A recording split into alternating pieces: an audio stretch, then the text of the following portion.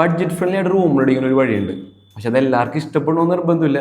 എന്നാലും ഞാൻ സിമ്പിളായിട്ട് ഞാൻ പറഞ്ഞുതരാം. അതിനു മുമ്പ് നമ്മളൊരു റൂം കണ്ടുപിടിക്കുന്ന സമയത്ത് 2 പ്രശ്നങ്ങൾ ഫേസ് ചെയ്യുമെന്ന് വിചാരിക്കാം. ഒന്ന്, അഫോർഡബിൾ അല്ലാത്ത റെൻറ്റും സെക്യൂരിറ്റി ഡെപ്പോസിറ്റും കാണുന്ന സമയത്ത്. 2, നമ്മൾ ഒറ്റയ്ക്കല്ലെങ്കിൽ നമ്മുടെ കൂടെ താമസിക്കാൻ അറ്റ്ലീസ്റ്റ് 1 വർഷമെങ്കിലും ഉണ്ടാവുന്ന ഉറപ്പുള്ള റൂംമേറ്റിനെ കണ്ടുപിടിക്കൽ.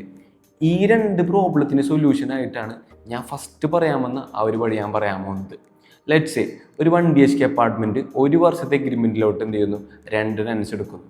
എന്നിട്ട് ഒരു പെട്ടെന്നൊരു സിറ്റുവേഷനിൽ എന്ത് ചെയ്യുന്നു, ഒരു ടെനൻറ്റ് ആ ഒരു 1 BHK അപ്പാർട്ട്മെൻറ്റിൽ നിന്ന് വെക്കേറ്റ് ചെയ്ത് പോകുന്നു.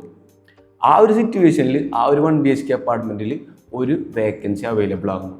അതാണ് റൂം ഷെയറിങ് വേക്കൻസി. അതാണ് ഞാൻ പറഞ്ഞ വഴി. ഇതാവുന്ന സമയത്ത് ഒന്ന്, നമുക്ക് റെൻറ്റും സെക്യൂരിറ്റി ഡെപ്പോസിറ്റും അഫോർഡബിളും ഫ്ലെക്സിബിളും ആയിരിക്കും. അവിടെ തന്നെ പകുതി പ്രശ്നം തീർന്നു. 2, ആ ഒരു അപ്പാർട്ട്മെൻറ്റ് 1 ഇയർ എഗ്രിമെൻറ്റിലോട്ടാണെങ്കിൽ പിന്നെ വേറെ റൂംമേറ്റിന് തപ്പി നടക്കേണ്ട ആവശ്യമില്ല. അവിടെയും പകുതി പ്രശ്നം തീർന്നു.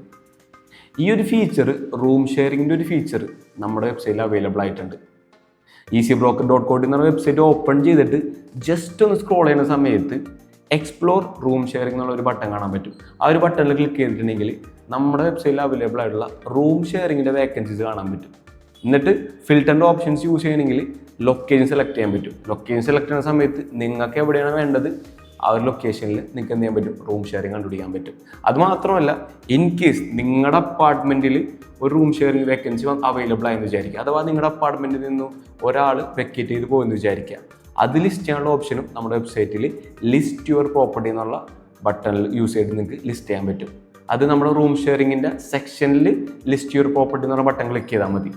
That's it. ഈ ഒരു ഫീച്ചർ യൂസ്ഫുൾ ആകുന്നതുകൊണ്ടാണ് നമ്മുടെ ഈസി ബ്രോക്കറിൻ്റെ വെബ്സൈറ്റിൽ നമ്മൾ ഇൻട്രൊഡ്യൂസ് ചെയ്തത്. ഈ ഒരു ഫീച്ചറിനെ കുറിച്ച് എന്തെങ്കിലും ഡൗട്ട് ഉണ്ടെങ്കിൽ ജസ്റ്റ് ഒന്ന് കമൻറ്റ് ചെയ്യുക. That's it.